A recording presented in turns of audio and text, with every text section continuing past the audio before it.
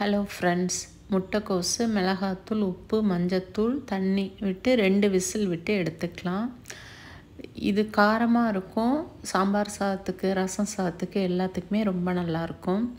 இதுக்கு போடுறதுக்கு பெரிய வெங்காயம், காஞ்ச மிளகாய், பச்சை மிளகாய், ஒரு கடாயில் எண்ணெய் விட்டுட்டு கடுகு உளுத்தம்பருப்பு போட்டு தாளிச்சிட்டு அது பொரிஞ்சோன்னே எடுத்து வச்சுருந்த வெங்காயம், பச்சை மிளகாயெல்லாம் போட்டு வதக்கிக்கலாம்.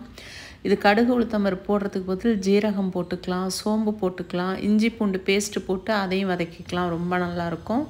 நான் இன்றைக்கி இப்படி தான் பண்ணியிருந்தேன். அதெல்லாம் வதங்கினோன்னே வேக வச்சு எடுத்து வச்சுருந்த முட்டைக்கோசையும் அதிலையே போட்டு தண்ணியெல்லாம் சுண்டுற வரைக்கும் நல்லா வதக்கி விட்டுட்டு லாஸ்ட்டில் தேங்காவை போட்டு இறக்கிக்கலாம். இதை கொஞ்சம் தழுதல்னு வச்சா சப்பாத்திக்கும் தொட்டுக்கலாம், ரொம்ப நல்லாயிருக்கும்.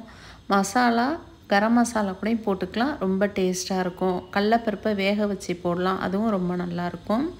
இதுக்கிடையில் துவரம் பருப்பை வேக வச்சு எடுத்திருக்கேன். பிடிக்கரணை மசாலா செய்கிறதுக்கு பெரிய வெங்காயம், தக்காளி, மிளகு, ஜீரகம், சோம்பு, இதுக்கு இஞ்சி பூண்டு போட்டாலும் நல்லாயிருக்கும். நான் இன்றைக்கி போடலை. இது கூட மிளகாத்தூள், உப்பு, மஞ்சத்தூள் போட்டு நல்லா பேஸ்ட்டாக அரைச்சிக்கலாம். இந்த பிடிக்கரணை மாதிரியே இதுக்கு பதில் வாழைக்காய், உருளைக்கிழங்கு, முட்டை, அவரைக்காய், கத்திரிக்காய் எல்லா காயும் போட்டு மிக்ஸ் பண்ண மாதிரி எல்லாத்துக்குமே ரொம்ப நல்லாயிருக்கும். நான் பிடிக்கரணையில் புளி போட்டு வேக விட்டுட்டேன், அதனால் இதில் புளி சேர்க்கலை. இதை கட் பண்ணி எடுத்துக்கிட்டேன், தோலை உரிச்சிட்டு. ஒரு கடாயில் எண்ணெய் விட்டுட்டு இதுக்கும் நம்ம சோம்பு போட்டு தாளிச்சிக்கலாம், பூண்டு போட்டு தாளிச்சிக்கலாம். நான் இன்றைக்கி எதுவுமே போடலை. பிடிக்கரணையை போட்டு நல்லா வதக்கி விட்டுட்டு அரைச்சி வச்சுருந்த மசாலாவையும் போட்டு நல்லா வதக்கிட்டு எல்லாமே சுண்டி வர்ற வரைக்கும் நல்லா வதக்கி விட்டுக்கலாம். நான் எல்லாத்துலேயும் கொஞ்சம் கொஞ்சம் தயிர் போட்டு பழகுனதுனால இதுக்கு நான் தயிர் போட்டிருந்தேன். இதுவும் ஆப்ஷனல் தான், வேணும்னா போட்டுக்கலாம். எண்ணெய் பத்தலைன்னா லைட்டாக எண்ணெய் விட்டு கூட அதை வதக்கிக்கலாம்.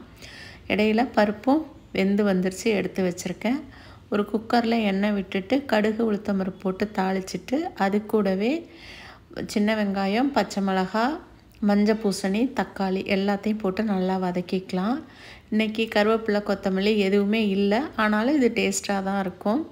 இதை எல்லாத்தையும் வதக்கிறப்பவே உப்பு போட்டு வதக்கி விட்டுறலாம். தேவையான அளவு தண்ணி விட்டு இன்றைக்கி மிளகாத்தூளும் இடித்த சாம்பார் பவுடர்னு சொல்லிட்டு ஆச்சியிலேருந்து வாங்கிட்டு வந்தேன். எப்படி இருக்குது அப்படிங்கிறதுக்கு அந்த இடித்த பவுட்ரு மட்டும் போட்டால் அது டேஸ்ட்டாக இல்லை.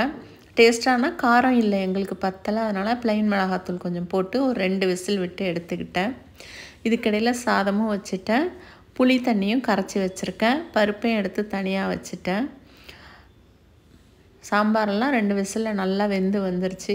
புளியை ஊற்றி கொஞ்ச நாளே அதை கொதிக்க விட்டுட்டு அதுக்கப்புறம் பருப்பை போட்டு நல்லா மிக்ஸ் பண்ணி விட்டு எடுத்துக்கலாம். நம்மளுக்கு தேவையான கன்சிஸ்டன்சி வர்ற வரைக்கும் அதை கொதிக்க வச்சுக்கலாம். இது மீதி இருந்தால் பரங்கிக்காய் சாம்பார் இட்லி, தோசைக்கு ரொம்ப நல்லாயிருக்கும். எங்கள் வீட்டில் சப்பாத்திக்கும் தொட்டுக்குவோம், எல்லாருக்குமே ரொம்ப பிடிக்கும். அந்த மசாலா அந்த பிடிக்கரணை மசாலாவையும் தழுதல்னு வச்சுட்டு சப்பாத்திக்கு வச்சுக்கலாம். அதுவும் சாம்பார் சாதம், ரசம் சாதம் எல்லாத்துக்குமே நல்லாயிருக்கும். சாதமும் ரெடி ஆயிடுச்சு. இன்றைக்கி லன்ச் பிளேட் எங்களுக்கு இதுதான். உப்பு, லெமன் ஊறுகாய் கொஞ்சம் வச்சு இன்றைக்கி அதுதான் லன்ச் பிளேட். தேங்க்யூ.